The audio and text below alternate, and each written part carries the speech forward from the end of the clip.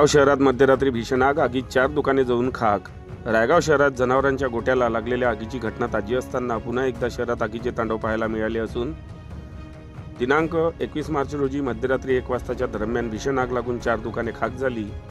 या आगीत दुकानदारांचे मोठ्या प्रमाणावर आर्थिक नुकसान झाले आहे। रायगाव शहरातील डॉक्टर मिहिर जगदीश मुजुमदार यांचे फर्निचर दुकान, विनोद चुनारकर यांचे इलेक्ट्रिक दुकान, किशोर येलुरे झाडगाव यांचे कापड दुकान, जगदीश हेमरे यांचे कापड दुकान या दुकान मालकाच्या 4ही दुकानाला भीषण आग लागून मोठ्या प्रमाणावर नुकसान झाले असल्याचे वर्तविले जात आहे।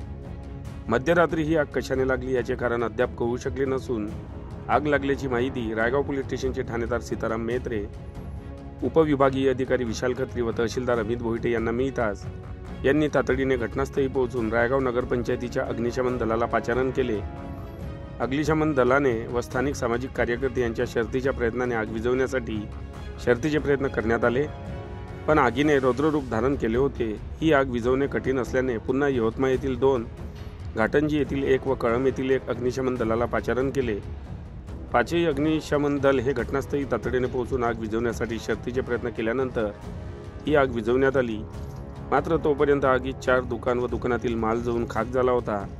दरम्यान या आगीत डॉक्टर मिहिर जगदीश मुजुमदार यांचे 18 लाख रुपये, किशोर येलुरे यांचे 15 लाख रुपये, जगदीश हेमरे यांचे 5 लाख रुपये व विनोद चुनारकर यांचे 12 लाख असे मिळून 4ही दुकानदारांचे एकूण 46 लाखाचे नुकसान झाले आहे। ऐन व्यवसायाच्या दिवसात आगीने झालेल्या नुकसानीची भरपाई तरी कशी होणार याची चिंता नुकसानग्रस्त व्यावसायिकांच्या चेहऱ्यावर स्पष्ट दिसत होती।